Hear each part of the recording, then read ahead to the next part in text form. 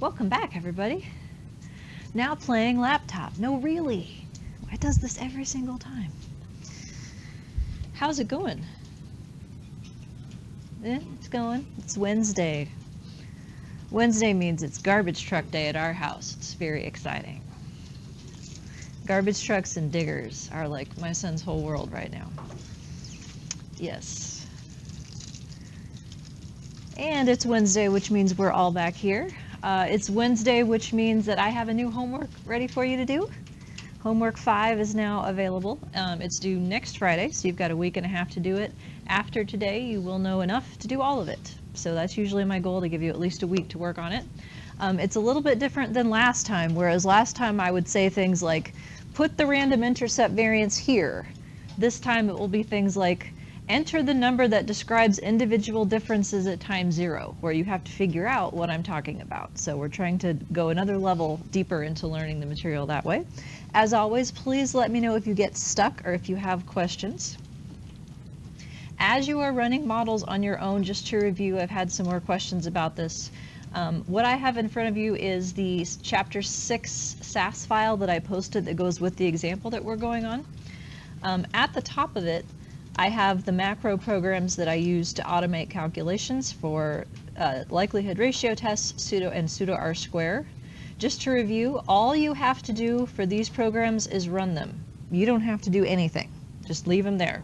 Put them in your file and run them. You then refer to them with these types of statements here, where you have a % sign, the name of the macro, so for instance this is the word pseudo R-square, and then in parentheses, these are called arguments. These are pieces of information that it takes to run the program. And you know what arguments each one takes and what they are based on the descriptions up here. So for instance, to do pseudo R-square, which we'll look at here first thing, it needs to know how many covariance parameters are in your model. At this point, we would have just 2, random intercept and residual. And then it wants to know what the name of the table is that you've saved from the model that has fewer parameters in it, and the name of the table that you saved from the model that has more. So that's all you have to do then, is just that one sentence. That will then do the calculations based on that information. If you want to do it again, you use that sentence again, change the values that you're putting in to reflect the new tables that you're going to be comparing. So you'll see those in my example here, pseudo R-square, here's fit test, and there's another one coming soon called total R-square, and I think those are it. If you try to use these and they give you fits and you get frustrated, then let me introduce you to my friend Excel. So I gave you an Excel worksheet that does all of those same calculations. So in case of emergency, type things and it will do math for you. And if not, I know some of you have calculators. Those work too. I would recommend Excel over a calculator because you're going to be doing the same things over and over and over again, and that way if you set yourself up a spreadsheet, you can use it repeatedly. So the purpose of this class is not to fight with SAS. That is a byproduct of the class. The class is to learn how to model longitudinal data. So any questions or logistical things before we dive back in? I'm going with unleaded today, Diet Mist Twist instead of Mountain Dew. That way I don't start talking too fast, but I'm still double-fisted. Water and soda for those of you who can't see what I'm drinking. Class would have a very different feel otherwise. You guys have not met Martini Lesa, and hopefully you never will. So yes, we're talking about change. So big picture, no slides. What are we doing? What do you remember? I'll take words, letters, gestures.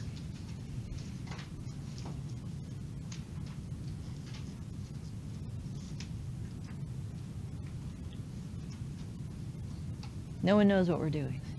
That's not a good sign.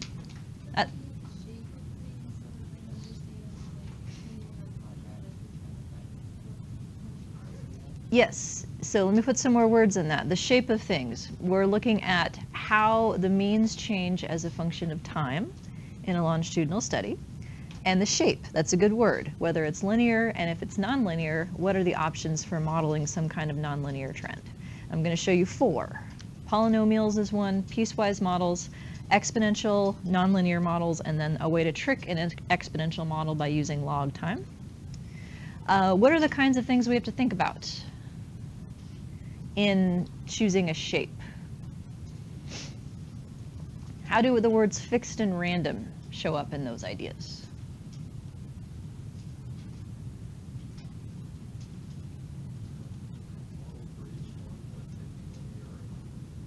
Different model for each one. So a fixed effect does what? What's it for? Model for the means. Everybody gets the same. So a fixed effect is put in the model to describe the average shape on average across people. And then what does a random effect get put in the model to do? Deviations. More. Deviations is right. Deviations from what? Yeah, your own. Everybody gets their own as a deviation from what?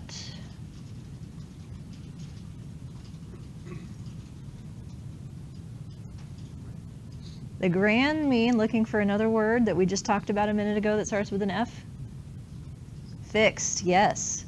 So the random effects have a mean of 0 because their mean is the fixed effect. Everybody gets their own deviation from the fixed trajectory. So right now the fixed trajectory is literally just one fixed effect.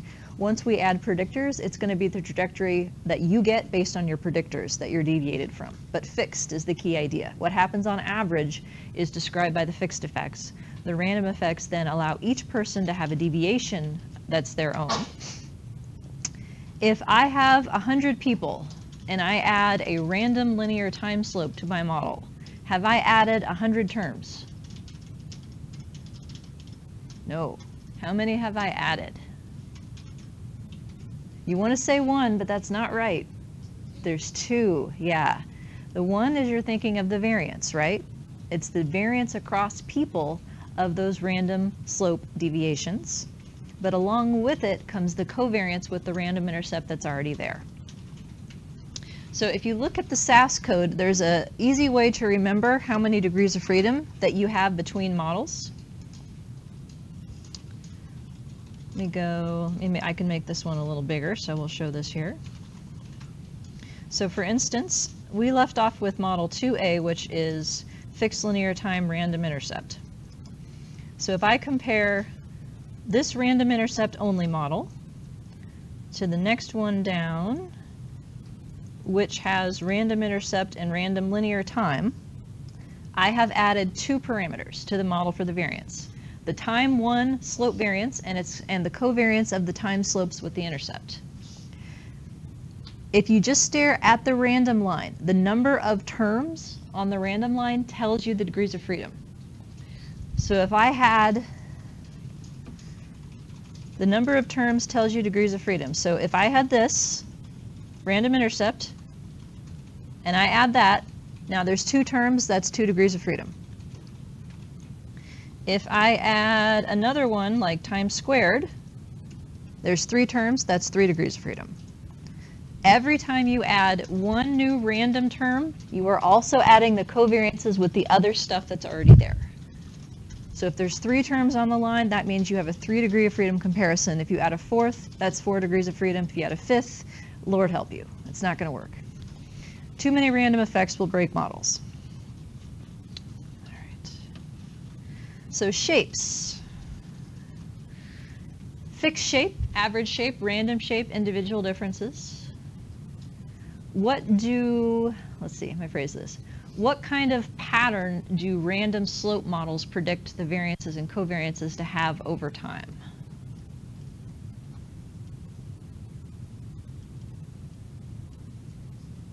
The random intercepts is constant. Random slopes add non-constant. It adds a time-specific pattern.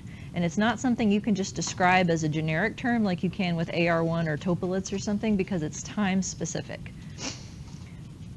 More generally, if you add a random linear time slope, you are saying that the variance changes in a quadratic fashion over time.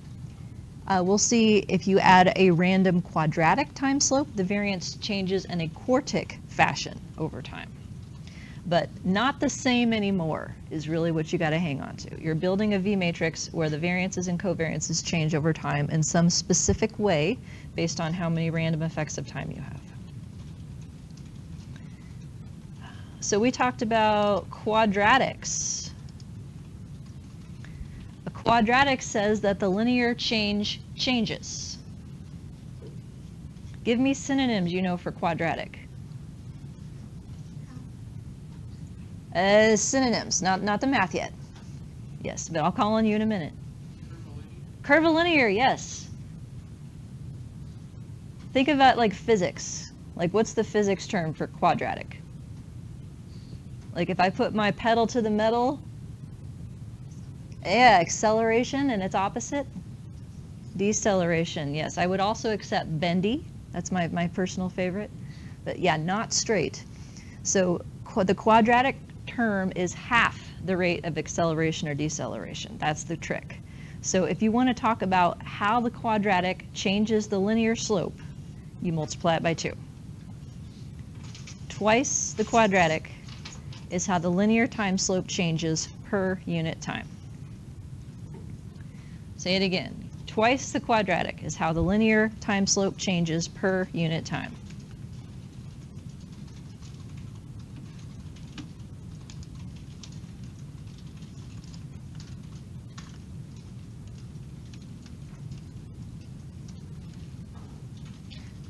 So if I have linear and quadratic fixed effects, let's say that I have a slope of 7 paired with a quadratic of 0.5 versus a slope of 7 paired with a quadratic of negative 0.5. And then we'll fill out the other ones, minus 7 and 0.5 and 7, minus 7, excuse me, and negative 0.5. These are the 4 possibilities. For the first one, how would you describe in words this pattern? Positive linear with a positive quadratic. What's happening? More positive, yes. The linear time slope of 7 is the linear time slope when? When specifically is the linear time slope 7? Time 0. So you have to know where that is because you put it there. What would the linear time slope be at time 1 instead of 0 based on this model? It would be 8, twice the quadratic per unit time. What would it be at time 2? One more.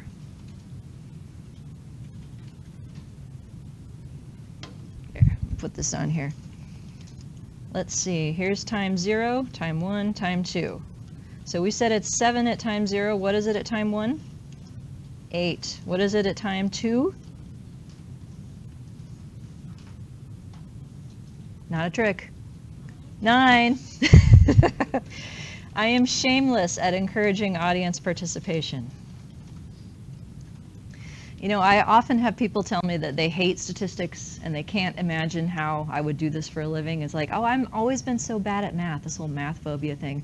There's very little about this that has to do with math, right? It's logic. It's logic and learning how to fight with a computer program to make it do the math for you. So I just want to focus on the logic of this. So, same thing here. We have a linear slope of 7 at time 0 on the second row. What happens to it over time? Less positive.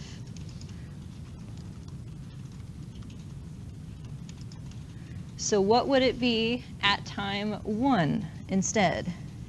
6. What would it be at time 2? 5. These instantaneous linear slopes at a particular occasion, you can ask for via estimate statements, and it will give you not only what the slope is predicted to be, but its standard error and its p-value for a test of whether it's different from 0. So you can see at what point the model predicts your slope to shut off, to become non-significant or cross 0, head the other way.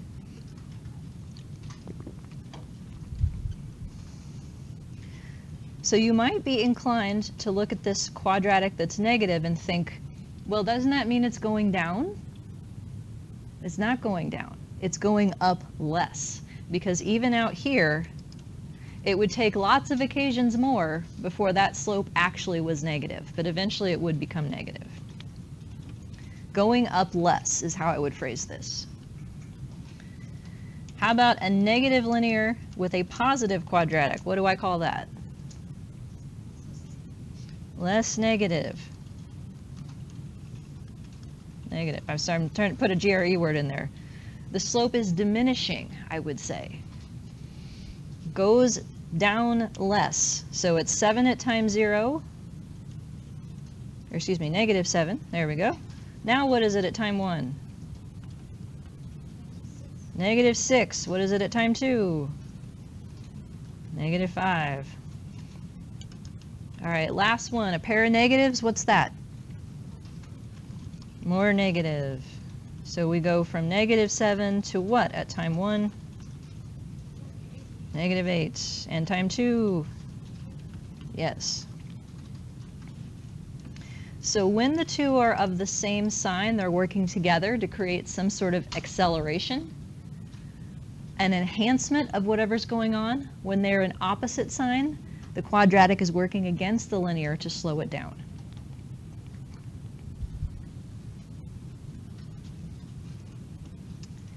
How many occasions do I need to estimate a fixed quadratic slope?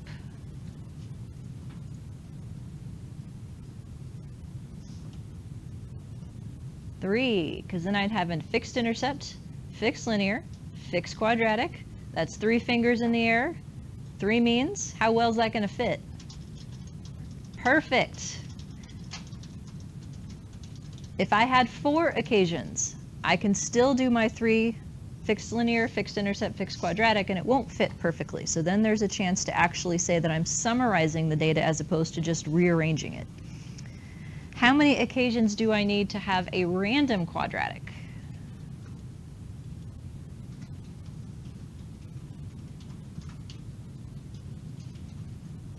And don't say 3.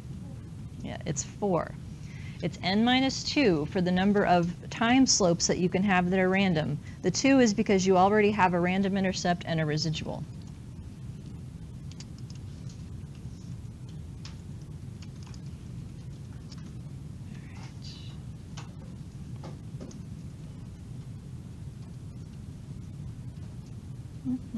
Where do I want to go? Yes, I want to do this. Let me show you why that rule comes about. This is slide 20. Slide 20 in lecture 6. Goes with chapter 6. So this is the number of random slopes related to time that you can have in balanced data as a function of the number of occasions.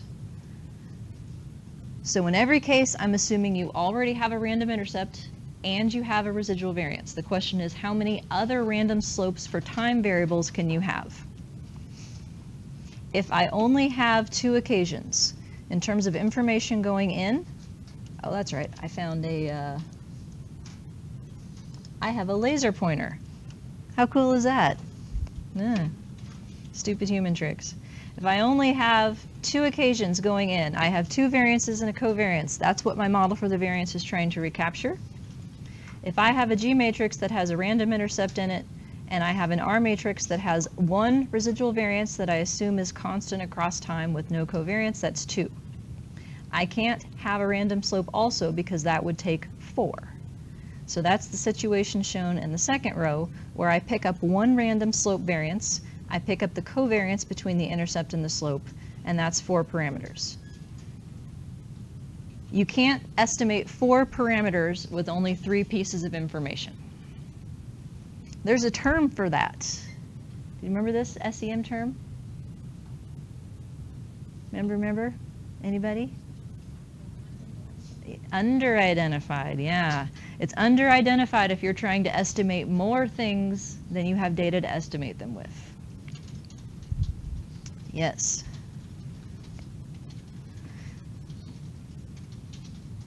If I have 3 occasions, That means that I have 6 pieces of information. I have 3 variances, 3 covariances. I can estimate 4 things to try and recreate those 6 things. That is over-identified. And the same is true if I have 4 occasions. There I can pick up a second random slope of some kind. So I say of some kind on purpose because what U1 and U2 mean are model specific. Right now we're talking about models in which U1 is linear and U2 is quadratic. But it could be 2 different piecewise slopes, or it could be some other permutation of a time model. So 2 random slopes related to a time variable. That's the key idea here. So that would be 7 out of 10 pieces of information. So that one would still be okay.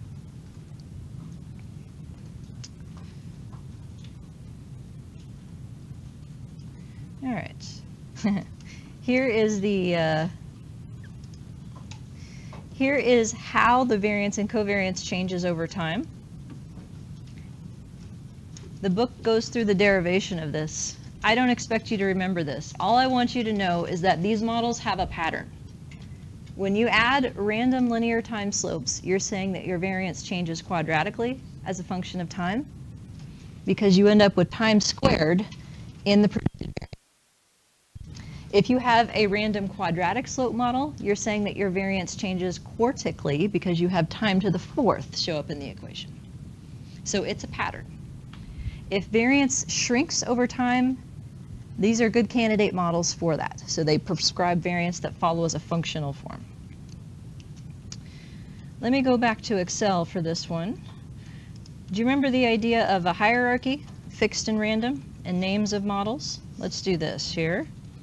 So we have mean side, variance side, otherwise known as fixed versus random.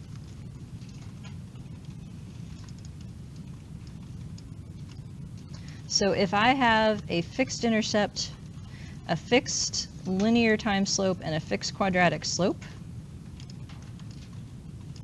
I can have the same thing on the random side. What do I call this model?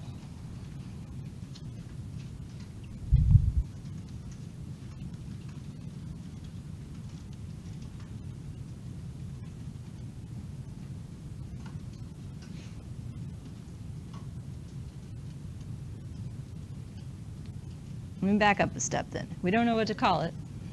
It's random. I would call it random quadratic because the rules of hierarchy specify that everything else has to be here. So we talked earlier about what random and fixed means, right? Fixed is the part that's common. Random means that everybody gets a deviation from the fixed. So because random is specified as a deviation from fixed, fixed has to be there.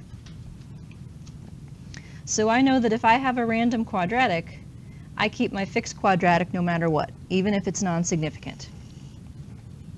I also know that on each side, in order to have a quadratic mean acceleration or deceleration, I have to have the linear term in there too.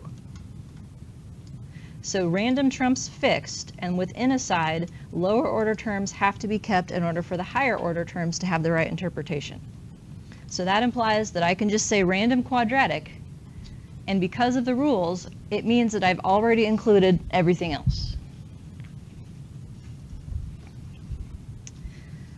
What would I call that one?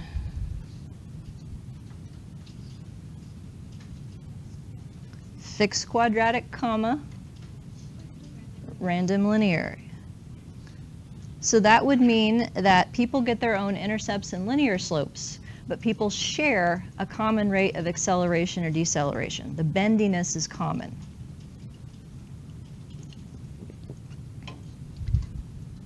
What would this one be called?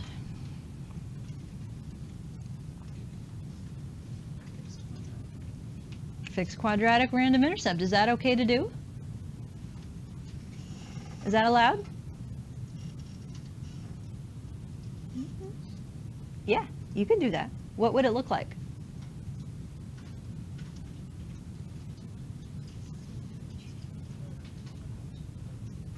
Yeah, everybody gets their own starting point.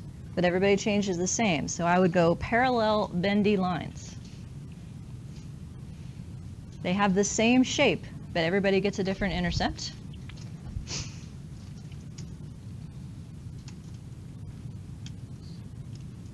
What would I call that one? Wrong.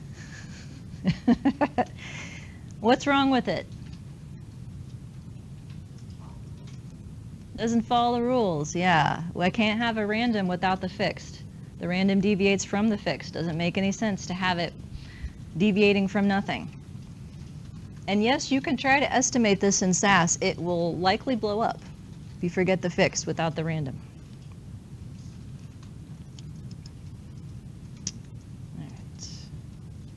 One comment briefly about orthogonal polynomials and centering. That's one of the things that the STATSy books that present longitudinal models want you to do. Orthonormal, polynomial, whatever the hell. You ever heard of these things before?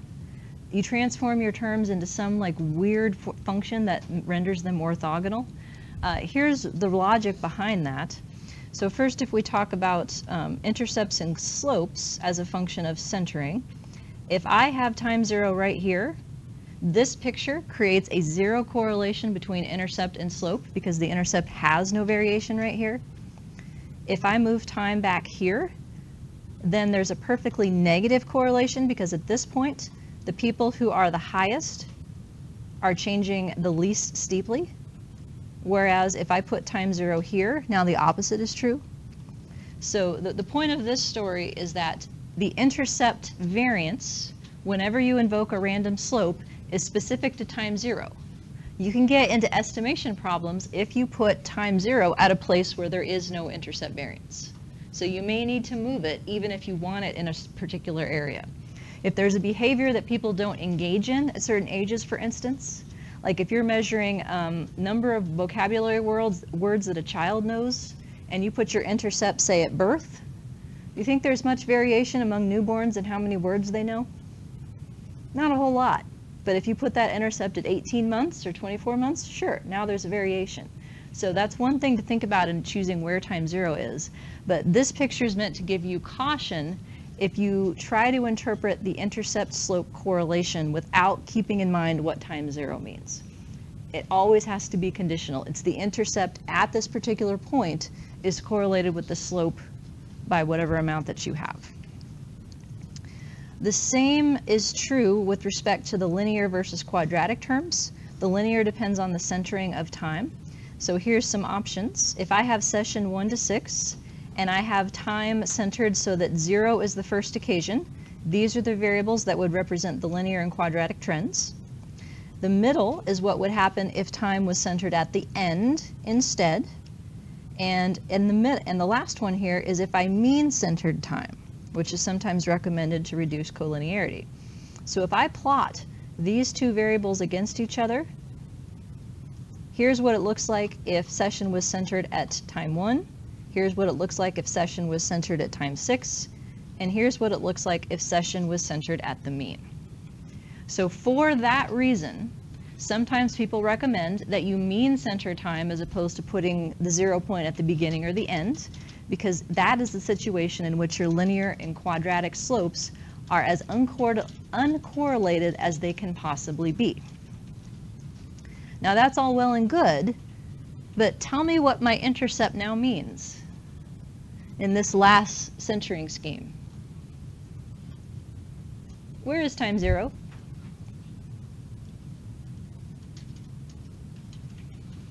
At a time I didn't observe, in between 3 and 4.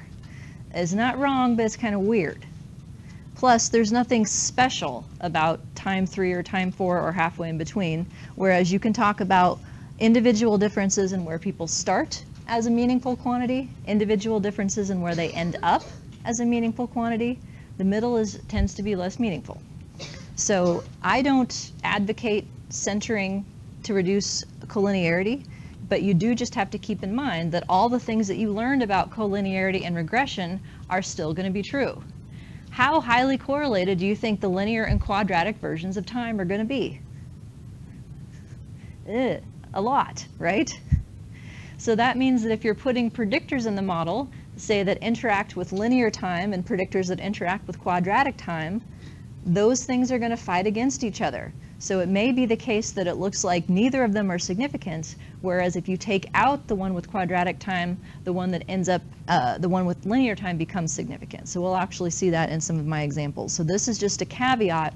When you're introducing these time terms that are related to each other, make sure that you keep your interpretations conditional on when time zero is, and keep in mind that they are very highly related. So let's look at the story. Let's look at the example. So we'll pick this back up. Any questions before we dive back into the story?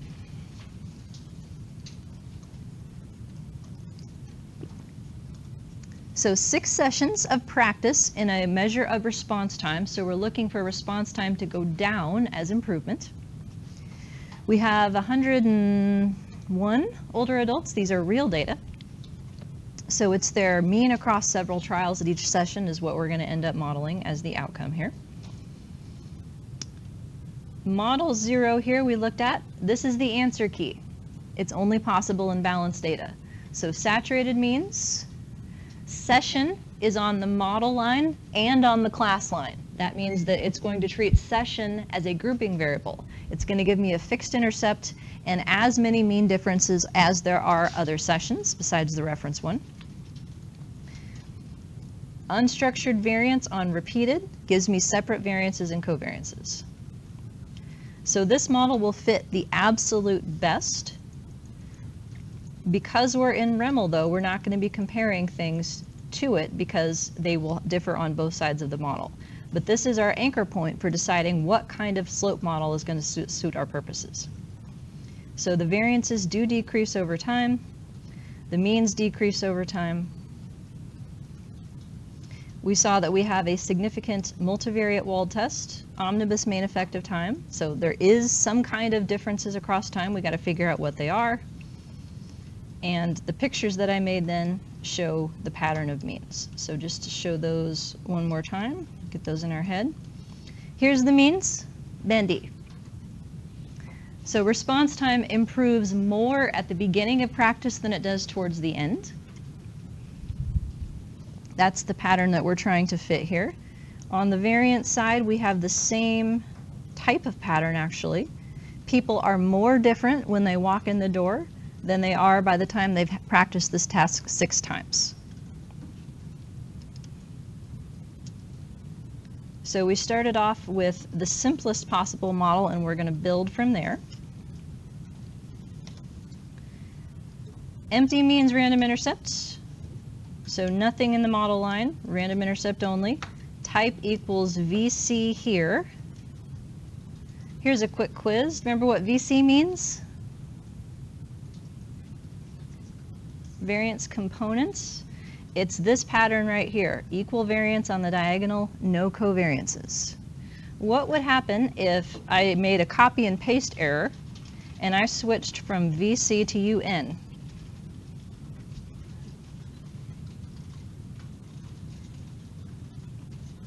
What will happen?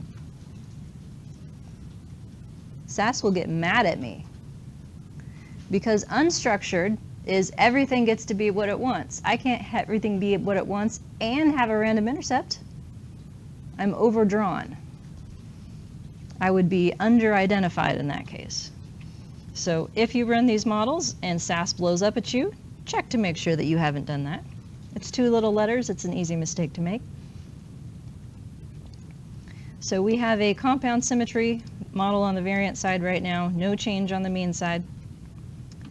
Interclass correlation is random intercept variance divided by the total of random intercept plus residual. That's right here. So 82% is what kind of variance? Between level 2 random intercept mean difference cross-sectional variance. Yes. All those words.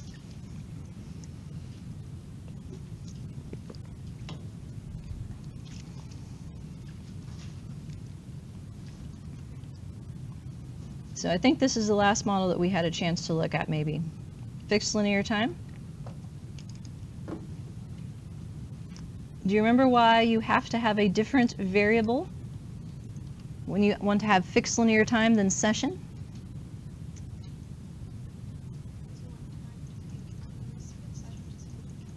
Exactly. Session is categorical. Session right here is being used on the repeated line as an ID variable. It's telling SAS which occasion is which in building the R matrices for each person. It doesn't actually matter for a VC structure, but in balanced data, it's a good habit just to keep it in. If you don't have balanced data, you don't even need this whole line, because VC is the default if you don't include it, and you won't have a common time variable to put here. So I'm including that line for clarity, but you really don't actually need it. That's the default if you say nothing, is that you have just a repeated that's type equals VC. So time 1 is treated as a continuous variable. I am asking for SAS to tell me what the predicted means are based on this linear model at each occasion via these estimate statements.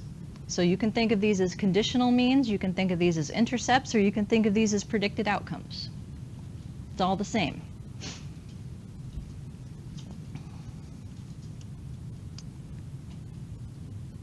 So we've added a fixed effect of time. Let me go back to the equation here for a second. Should we explain variance by adding a fixed effect of time?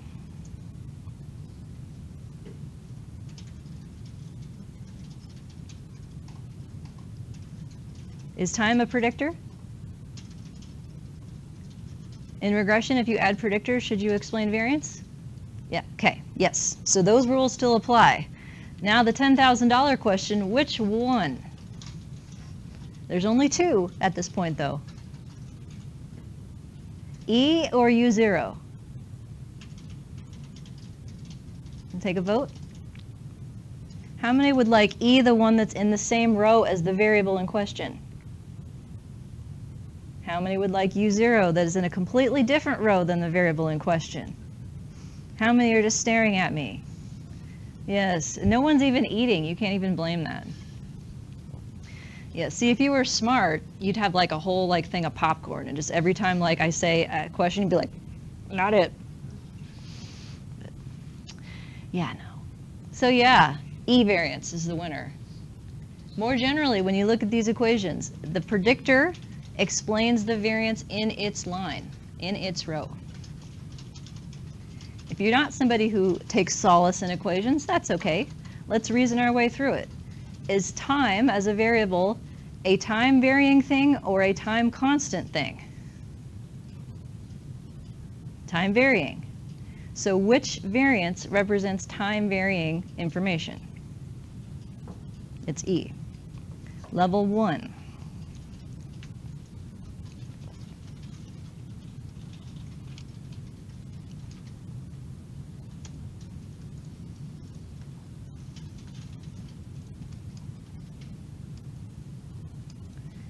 So here is my solution for fixed effects. So I now have two parameters in my model for the means, a fixed intercept and a fixed linear time slope.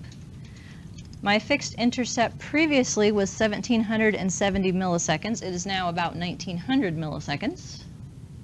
Why is it a different number?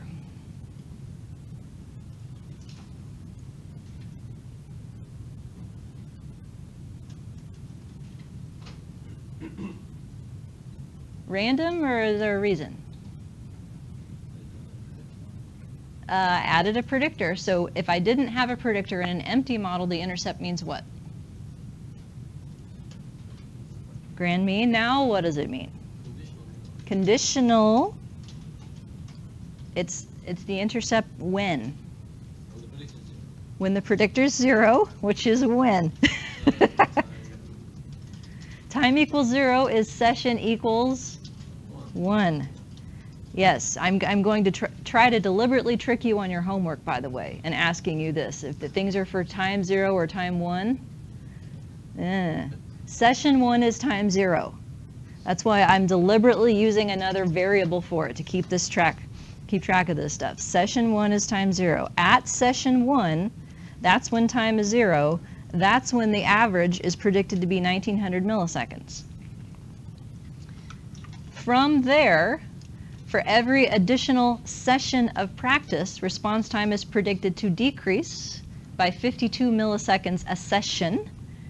And I can stare at that p-value to tell me that that 52 is different than 0. That's my univariate Wald test. No model comparison needed for fixed effects.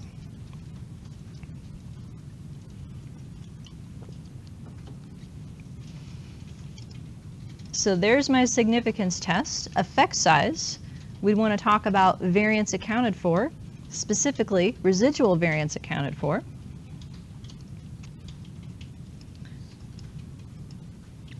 So starting on the next page then, what kind of change does this model predict? Do people get their own slopes yet? We're at fixed linear random intercept. Do people get their own slopes yet? Not yet. So it predicts parallel change, and it's parallel straight line change, right? No bendy yet either. Linear. Constant change.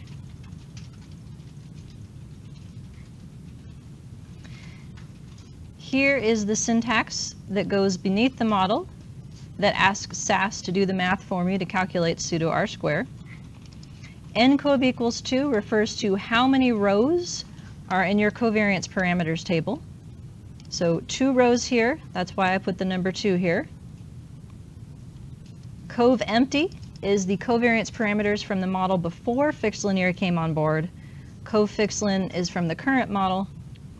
And this calculates pseudo R-square for each variance component. So it repeats them here, and then in the comparison model, it calculates pseudo R-square. If you want to do that in Excel, be my guest. Here's the same exact thing. In Excel, by the way, I have these as 100%. So this is 20%, not 2,000% or whatever. SAS, it has them in actual percents, so that's just one inconsistency that I haven't fixed yet. Do you remember the formula for pseudo R-square?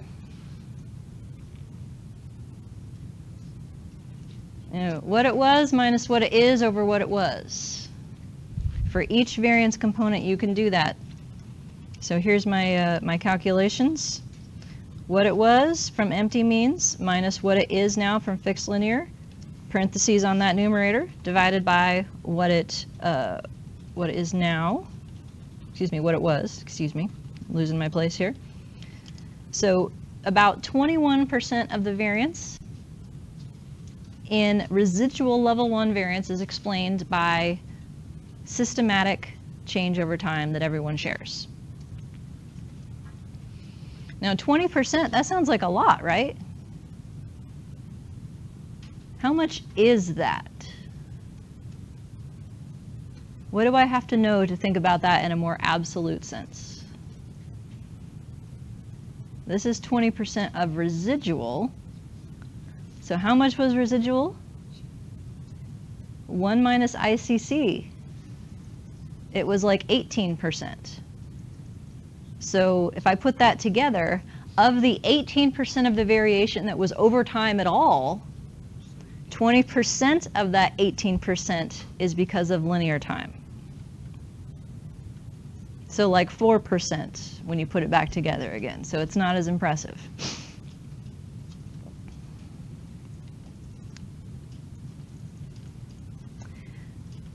So why do it this way? Well, we found out from the beginning that 82% of the variation was between persons. 82% of the variation would have been there if we measured them once. Some people are faster than others. Which occasion it is cannot explain why some people are faster than others. So it's not eligible to reduce level 2 variation. It could only reduce level 1 variation, and that's why I think it's a reasonable thing to look at the variation that it could have reduced as the total. So it's 20% of the residual. That's what it got. In explaining 20% of the residual, what happens to the random intercept variance?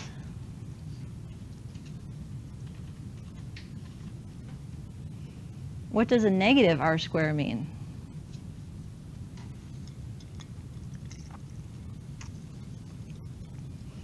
Went up. Yeah, random intercept is going to go up anytime residual goes down, folks. Has to. They're yoked together during the estimation. It's correcting the random intercept variance that's observed in the data for residual over -2, or residual over level 1 sample size. So this is an expected result and not something that I would bother to even talk about because it's a consequence of this. All right.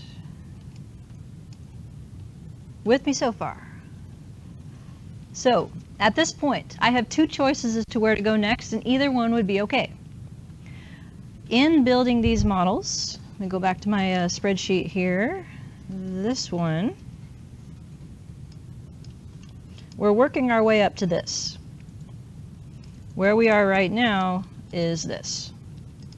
So to go next, I could either pick up fixed quadratic here, or to go next, I could pick up random linear. Either one of those is fine. I picked up random linear first to try and get you used to this idea of fixed versus random and what they mean, but going the other way would actually be advantageous from the perspective of calculating pseudo R square, because then I could talk about how much more variance, including quadratic time, got additionally beyond linear. So if I wanted to report that, that would be a reason to build up the mean side first, then the variance side. But what we are doing is going fixed then random, fixed then random. So long as you follow the rules of model comparison, you can go about it a lot of different ways. So here's random linear. What is the new term in my equation that makes this random linear?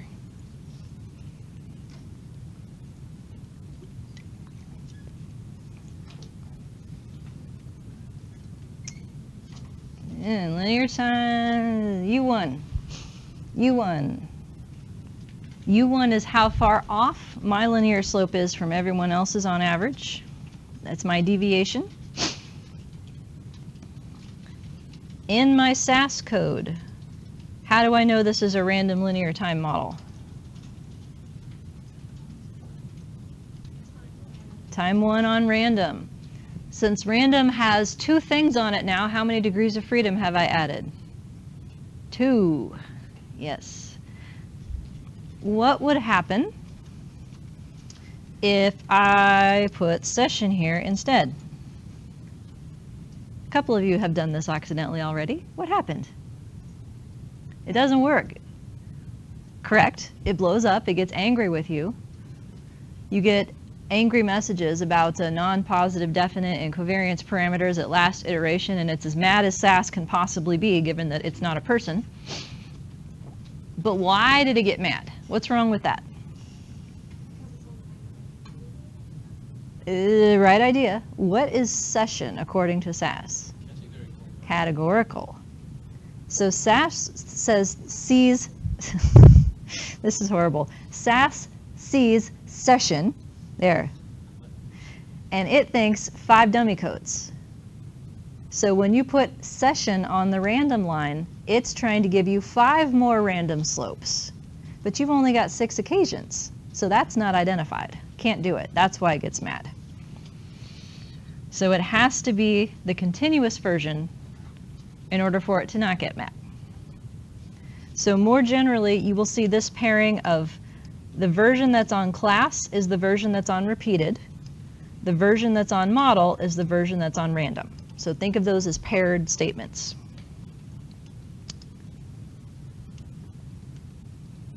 This type equals UN stays here on the random line.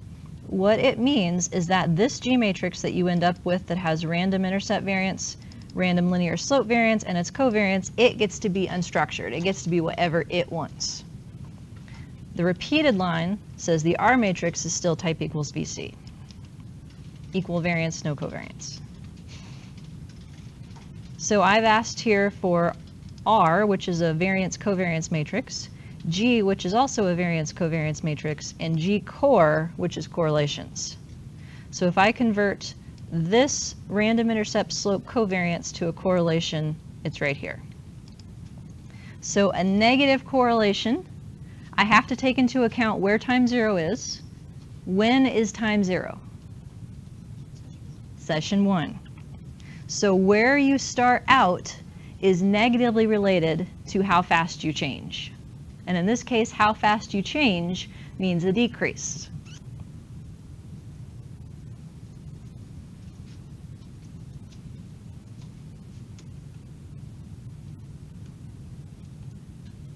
So the people who change the fastest are the ones who started out the highest, which stands to reason. If you're really slow, you've got a long way to improve. Whereas if you start out doing well, you don't have as much room to improve.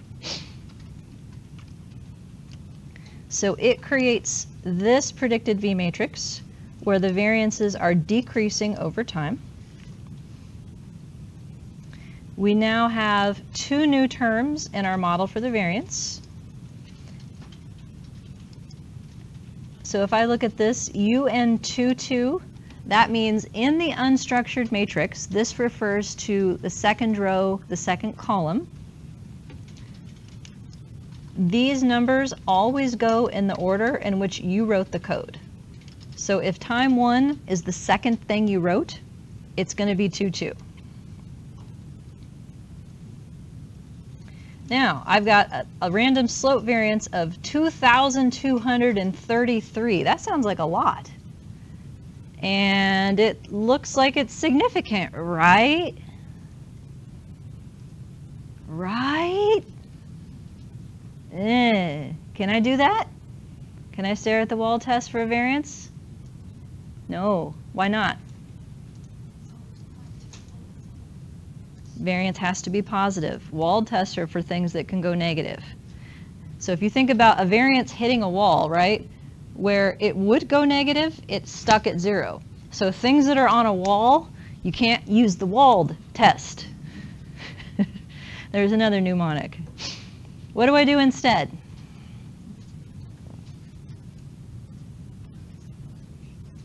-2 log likelihood difference, deviance test, likelihood ratio test.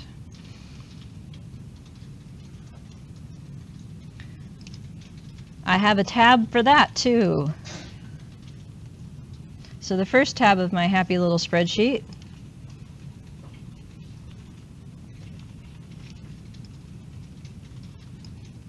I'm comparing fixed linear random intercept to random linear. I have entered the -2 log likelihood from each model in REML. I can do a log likelihood comparison here because these models differ only on their variance side. They have the same fixed linear slope on the mean side. So we're only testing the random part. I have a note here in my degrees of freedom that I'm counting the whole model. In reality, it doesn't care if you count the whole model or just the variance side. What matters is the difference.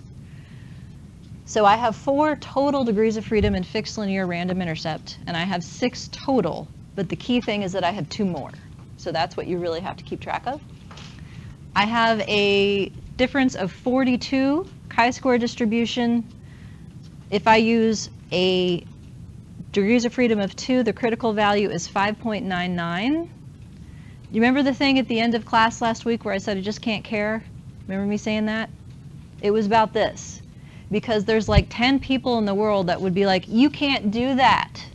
You need a mixture chi-square and the critical value is 5.14.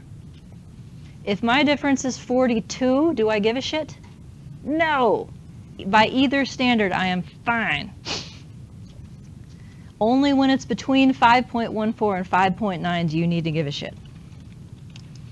So 42 being significantly different than 0, different than 6, I guess in this case, means what?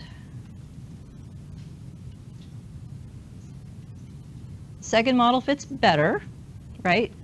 So we can say that random linear fits better significantly than fixed linear. Or I could say that fixed linear fits significantly worse than random linear. I could say that either way.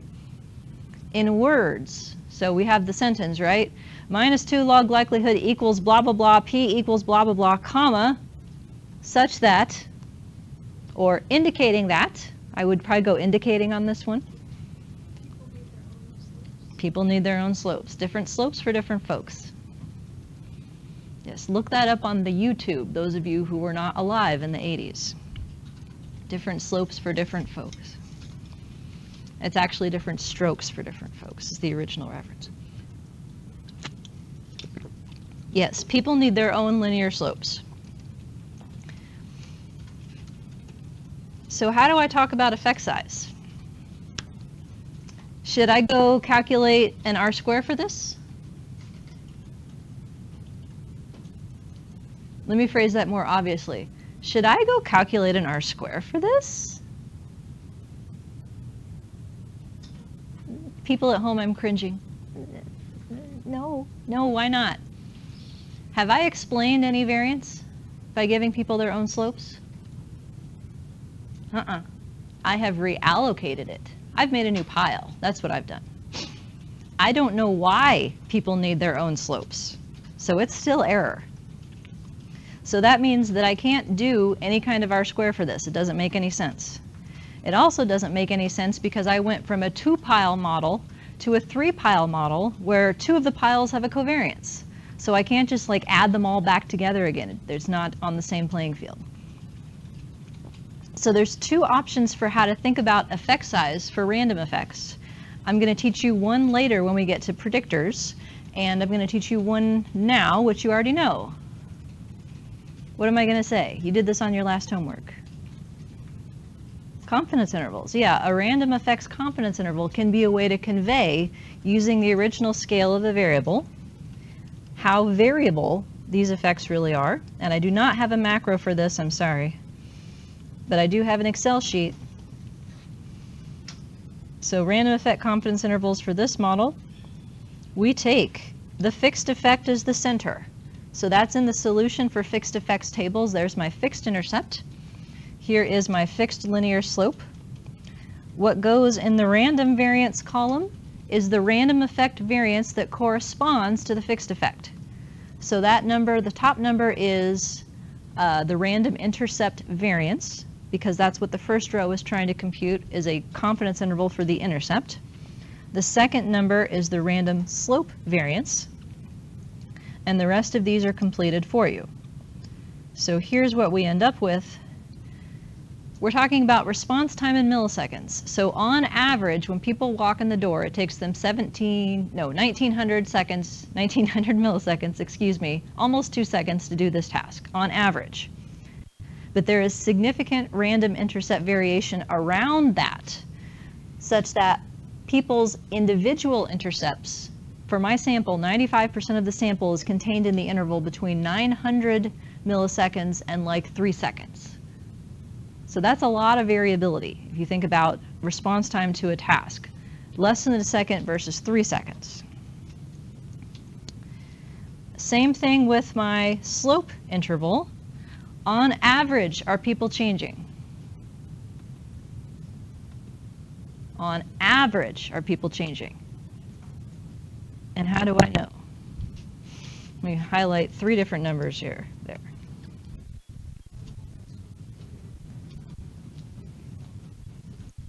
Yes, the wall test showed that that 52, my fixed slope, that's what happens on average. That 52 is not 0.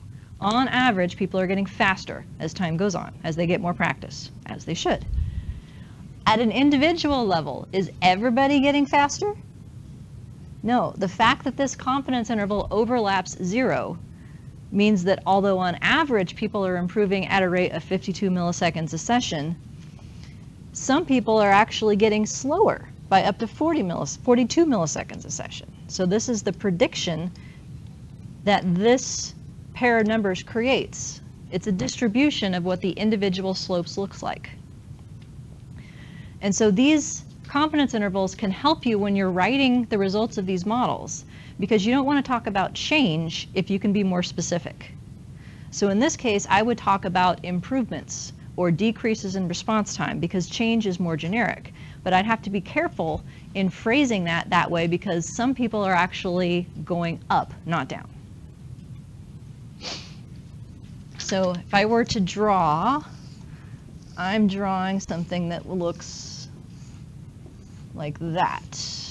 Sorry, folks at home, this is what KU tuition dollars get you, is a picture on the board. So we have, this is what I would predict the distribution looks like. On average, most people go down, but it spans all the way up into the slightly positive distribution. So it's still decrease in general, but with a little bit of increased potential as well.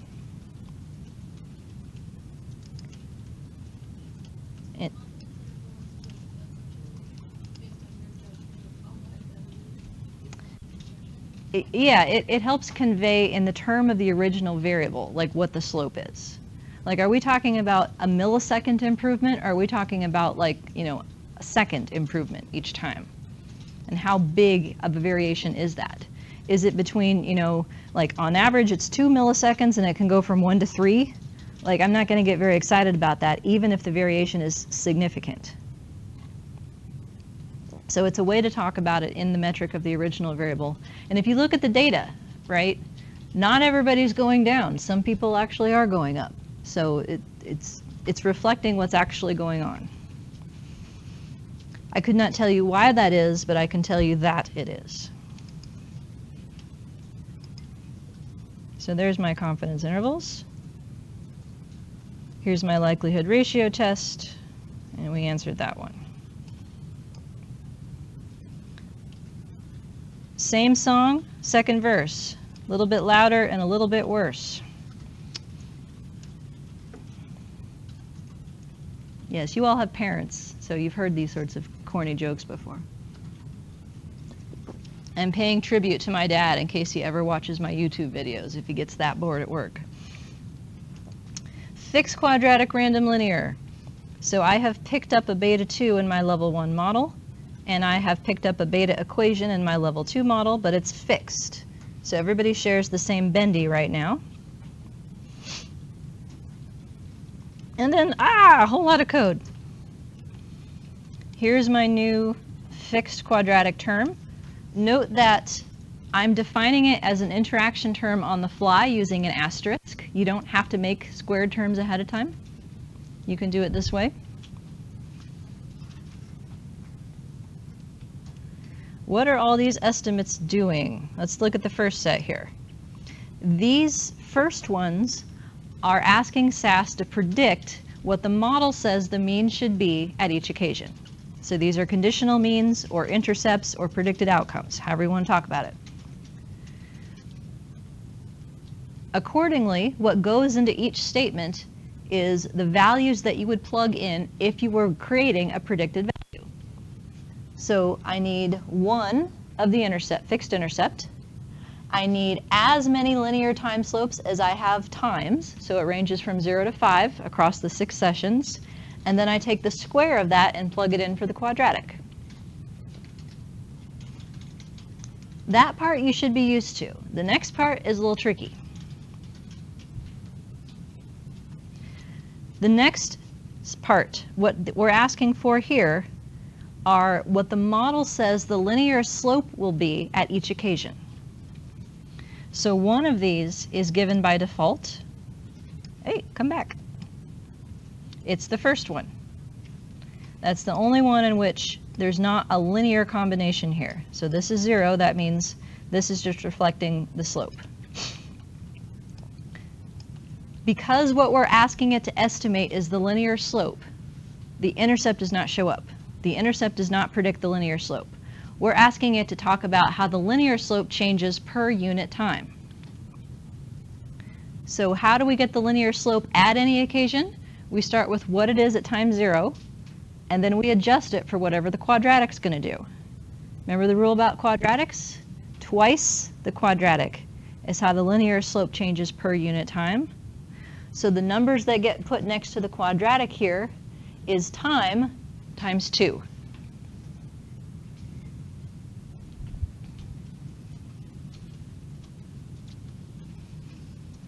So you can think of the first time 1 in this as taking on the value of 1 that was given here, and you can think of the second one as the moderator as to which time it is, and we multiply it by 2 to get how the quadratic affects the linear slope. So this historically has been very tricky for folks because the quadratic is being used differently in each case. In the first statements, you put in time times time because what you're predicting is an intercept. In the second instance, you're putting in time times 2 because what you're predicting is the linear slope at each occasion. So they're different units of analysis. Same predicted V matrix, just with a little bit less variance in it. Let's go down to the fixed effects on the next page. Quadratic fixed effect is right here. It's a fixed effect. Is it on a wall? Can it be positive or negative? It can be positive or negative. That means I can stare at the wall test because it's not on a wall. Is my fixed quadratic significant? Yes. Yeah, now here's the tricky part. What's it doing? 4 kinds, right? So my fixed intercept used to be 1900, now it's 1945. It is still the predicted RT at session 1, but now it's predicted from a bendy model, not a straight model. The fixed slope used to be minus 52. Now it's minus 120 because it's the fixed slope when.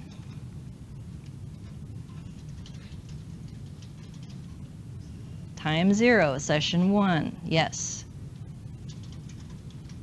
So at session 1, the slope of the line tangent to the curve at that point, the instantaneous slope at session 1 is minus 120. What does the quadratic do to it? Speed it up or slow it down? It slows it down. Which of the 4 kinds is this? Negative, less negative. Yes, they're working in opposition. So people improve at a slower rate as the study goes on. More specifically, the linear slope becomes less negative by how much a session, and don't say 13. What's the rule? Half or twice? Twice, yes. So the negative linear slope of 120 here, minus 120, becomes less negative by 26-ish, twice the quadratic at each session. And if you look at the estimate statements, the predicted intercepts say what the model says response time should be at each occasion, but then here are my instantaneous linear slopes.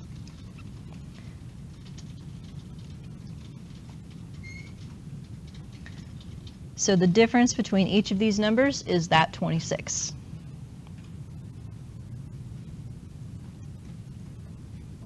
Ta-da! So you guys got this. Twice the quadratic is how the linear slope changes per unit time. So there's my significance test. Let me go back to my equation and talk about effect size. If I wanted to talk about effect size, do I talk about variance accounted for of some kind since it's a fixed effect? Yeah, no, which variance does it account for? Now you've got 3 choices.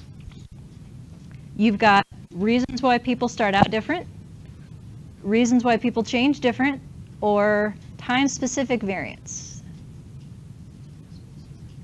Time-specific, E, the one that's in its line. So of the residual variance that remains, after being explained by linear time and after being partitioned, the random time slope variance out of it, what's left, we can talk about how much quadratic time got. And that works out to be 6%.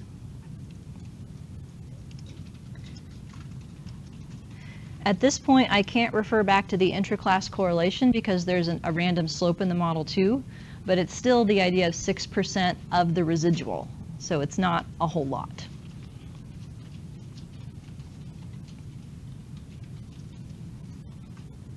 All right. Then random quadratic. U2 we pick up in beta 2. Deviation. Each person gets their own deviation of the common rate of acceleration or deceleration. Time 1 by time 1 interaction shows up on my random line. My random line has how many terms on it now? 3. So that means I've just added how many degrees of freedom? 3.